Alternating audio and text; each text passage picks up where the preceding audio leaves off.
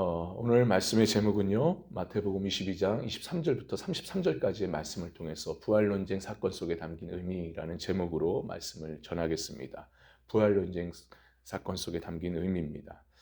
자, 우리는 지난 시간까지 바리새인들과 또 헤롯 당원들이 이 결탁하여서 결국 예수님을 그 세금 문제를 통해서 이제 올무에 빠뜨리려고 했었지 않습니까?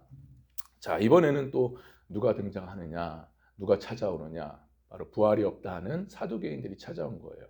찾아와서 예수님 또한 예수님에게 올무를 함정을 빠뜨리려고 지금 부활에 관한 질문을 가지고 나와 질문을 던집니다.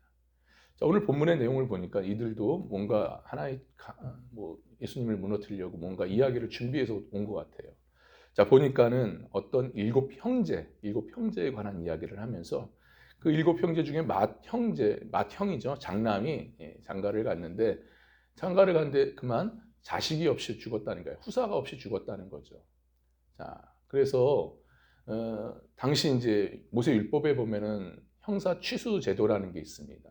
그래서 그 형사 취수 제도를 통해서 이제 둘째 동생이 이제 그 첫 번째 장남의 형의 후사를 잇기 위해서 이제 형수랑 같이 동침을 하는 거죠. 근데 이제 동침을 했는데 이도 후사가 없이 죽은 겁니다. 그래서 넷째가 쭉 해서 일곱째까지 나왔는데 이 모든 7형제가 다 후사가 없이 죽었다. 그리고 또 이 가정에 시집온 여인 또한 죽었다 이거죠. 자, 그러면 부활 때 그럼 이 죽은 여인, 이 가정으로 시집온 여인이 과연 누구의 아내가 되겠느냐라고 지금 예수님께 나아가 물어보는 겁니다. 그러니까 또 아주 간악한 또 질문을 가지고 또 와서 예수님을 함정에 빠뜨리는 거죠. 이것이 오늘 본문의 내용입니다. 자, 그렇다면 오늘 부활 논쟁 사건 속에서 과연 어떤 의미가 담겨져 있느냐라는 것을 우리가 짧게 두 가지로만 살펴보려고 합니다. 자, 첫 번째입니다. 부활 논쟁 사건 속에 담긴 첫 번째 의미가 뭐냐? 부활이 없다 하는 사두개인이 나왔다 이 말씀이에요. 부활을 인정하지 않고 믿지 않는 이 사두개인이 예수님께 나왔다. 자, 23절의 말씀인데요. 우리 함께 봤습니다. 23절입니다. 시작. 부활이 없다 하는 사두개인들이 그날 예수께 와서 물어 이르되라는 거예요.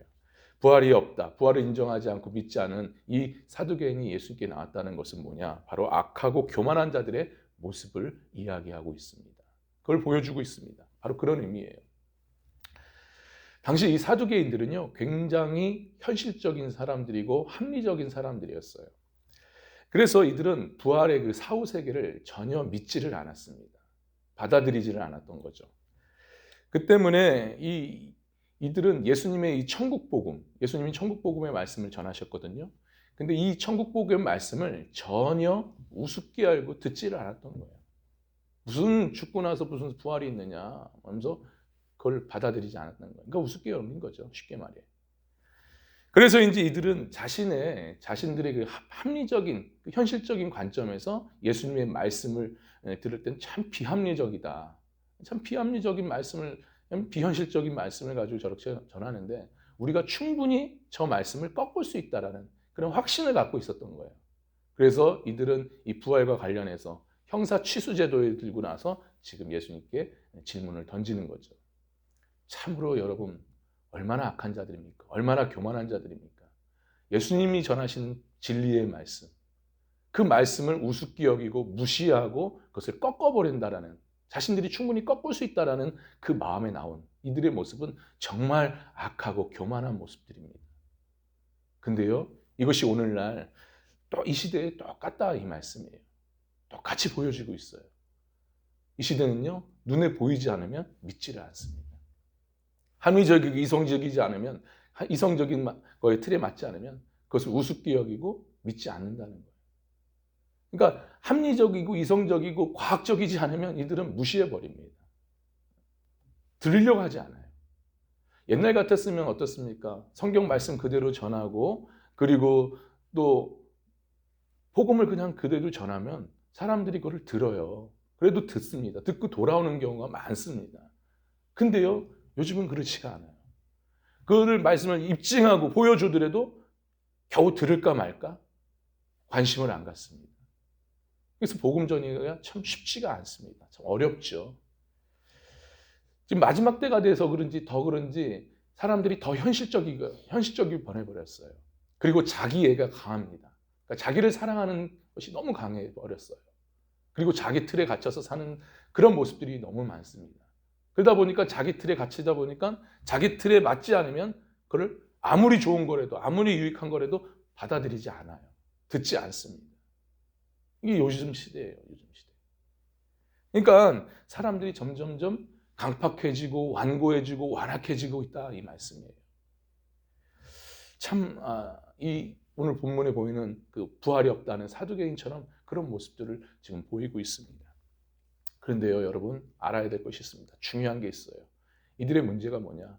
이들의 그런 악하고 교만한 이 모습이 결국 그들을 어디로 이끕니까? 하나님의 심판대 앞에 이끈다 이 말씀이에요. 참 무서운 말입니다. 무서운 거예요. 두려운 일입니다.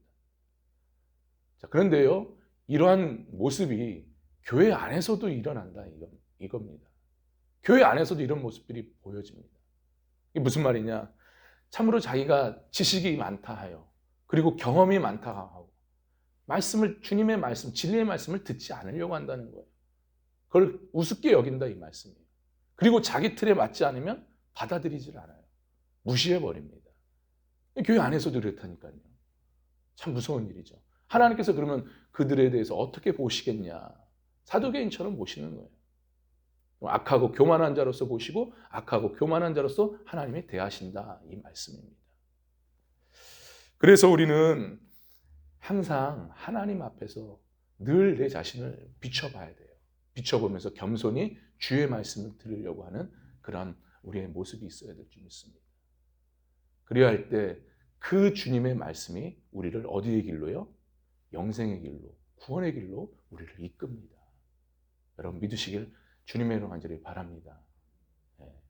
우리가 겸손히 하나님의 말씀을 들을 때 그것을 아멘으로 받아들일 때 그 말씀이 내 안에 들어와서 그 말씀이 나를 이끌어가는 거예요. 근데 그걸 무시한다? 하나님은 어떻게 생각하시겠냐? 이 말씀입니다. 아무쪼록 이러한 우리의 겸손한 모습을 통해서 주님의 말씀을 온전히 듣고 주의 말씀에 따라 영생의 길, 생명의 길, 천국의 길을 걸어갈 수 있는, 구원의 길을 걸어갈 수 있는 저와 여러분 될 수 있기를 주님의 이름으로 간절히 축원합니다. 할렐루야. 자, 부활 논쟁 사건 속에 담긴 두 번째 의미입니다. 두 번째는 뭐냐? 너희가 성경도 하나님의 능력도 알지 못한다라고 말씀합니다. 우리 마지막인데요. 29절의 말씀을 함께 받겠습니다. 29절입니다. 함께 받습니다. 시작. 예수께서 대답하여 이르시되 너희가 성경도 하나님의 능력도 알지 못하는 거로 오해하였다라고 말씀합니다. 자, 너희가 그러니까 예수님께서 지금 사두개인들한테 말씀하시는 거죠. 너희가 성경도 하나님의 능력도 알지 못하였다라고 말씀합니다. 여러분 이것은 곧 뭘 말하는 거냐? 하나님의 말씀을 전혀 이해하지 못한 영적 소경이다라고 주님이 말씀하시는 거예요. 그런 의미로 얘기하십니다. 본문에서 우리가 볼 수 있듯이 그러면 지금 부활이 없다는 이 사두개인들이요 예수님께 나아가서 굉장히 곤란한 질문을 지금 던지고 있는 거잖아요. 모세의 율법을 가지고 형사 취수 제도를 통해서 이 7 형제가 다 죽었고 또 그 안에 씹은 그 여인도 죽었습니다. 그거 가지고 이제 누구의 아내냐라고 지금 질문을 던지고 있는 거예요. 그러니까 이들은 이 부활이 없다는 이 사두개인들은 지금 뭘 하고 있는 거예요? 예수님의 이들의 의도는 다른 것이 아니라 예수님이 그 부활에 관련 진리를 부인할 수 있게끔 그런 의도로 지금 계속 질문하고 꺾어버리려고 하는 그런 모습이 지금 보이고 있다는 말씀입니다. 자, 그런데 예수님께서 뭐라고 답변하시죠? 29절에 보니까 우리가 봤지만 예수께서 대답하여 이르시되 너희가 성경도 하나님의 능력도 알지 못하는 거로 오해하였다라고 말씀하죠. 참 이 말씀이 무슨 말이에요? 결국 너희는 말씀을 안다 하지만은 아는 게 아니야. 너희의 교만함과 완악함으로 너희는 말씀을 제대로 이해하지 못하고 있어. 잘 몰라. 안다고 하지만 잘 모르는 거야. 하면서 더 나아가서 뭐라고 하시는 거예요? 너희는 영적 소경일 뿐이다. 라고 말씀합니다. 여러분 그래요. 우리가 교회를 10수년 다니고 오랫동안 다닙니다. 그리고 많은 말씀들을 그동안 많이 들었어요. 그리고 우리가 성경 공부도 많이 했고요. 근데 그리할지라도 우리가 자칫 이렇게 말씀을 제대로 모르고 영적 소경이 될 수 있다, 이 말씀입니다. 그런 자로 우리가 설 수 있어요. 참 두려운 일이죠. 다시 말해서 내가 듣기 좋아하는 말씀만, 내가 좋아하는 말씀만, 그냥 그 말씀만 쫓아다니다 보면은 결국 우리도 모르게 영적 소경이 될 수 있다. 영적으로 무지할 수가 있다, 이 말씀입니다. 우리가 그래서 조심해야 됩니다. 내가 듣고 싶은 말만, 내가 좋아하는 말만, 그것만 찾으러 다닌다면 그것도 문제예요. 병입니다. 때로는 책망의 말씀도 들어야 되고요. 때로는 권면의 말씀도 들으면서 내 신앙을 점검하면서 바른 길로 가야 됩니다. 근데 내가 듣기 좋아하는 말씀만 듣고 하면 그것이 결국 어떻게 되냐? 참된 믿음의 길, 진리의 길에 벗어나게 만들어져요. 온전히 걸어갈 수가, 믿음의 길로 걸어갈 수가 없어요, 여러분. 근데요, 여러분, 사실 이 참된 이 진리를 깨닫는 것은요, 쉽지가 않습니다. 요한복음 10장 6절에 보면요, 예수님께서 비유로 이제 제자들에게 말씀을 하셨어요. 예수님께서 말씀하셨으나 그들은 그가 하신 말씀이 무엇인지 알지 못하느니라 라고 말씀하고 있어요. 요한복음 10장 6절에 보면.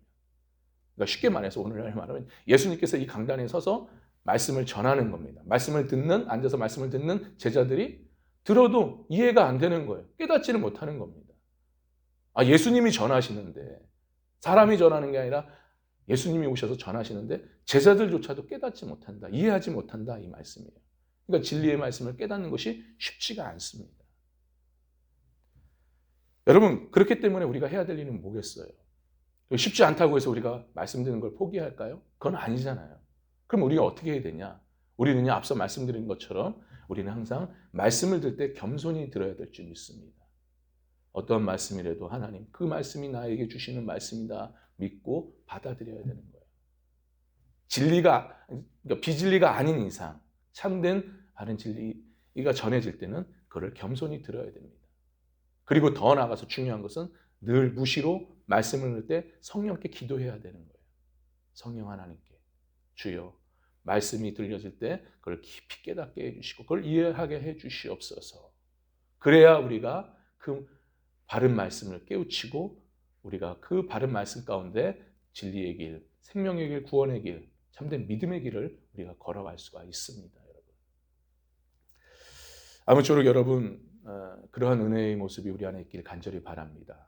그리고 무엇보다도 여러분들에게 특별히 이 자리에 서서 좀 부탁드리는 게 있어요. 기도 부탁이죠. 무엇이냐? 바로 이 강단에 선 제가 영적 소경이 되지 않게 해달라고 여러분 꼭 기도해 주시길 부탁드립니다. 제가 영적 소경이 돼버리면 여러분들을 어디로 이끌겠습니까? 두려운 일이에요. 그래서 여러분 기도하실 때 이 강단에 선 이 목회자가, 이 주의 종이 정말 항상 겸손하게 주의 말씀을 듣고 또 성령 하나님의 인도하심 따라 바른 진리의 말씀을 깨닫고 또 그 깊이를 깨달아 전하고 또 그것을 삶으로 살아낼 수 있는 그런 목회자가 되게 해달라고 여러분 꼭 기도해 주시길 바랍니다. 그래서 이 강단의 말씀의 풍성함, 생명의 말씀이 풍성함, 진리의 말씀이 풍성하게 끊임없이 전해질 수 있게 해달라고 여러분 꼭 기도해 주시길 부탁드립니다. 여러분, 강단이 살아야 교회가 삽니다. 강단이 살아야 우리 가정이 사는 거고요. 이 나라, 이 민족이 사는 거예요. 아시겠죠?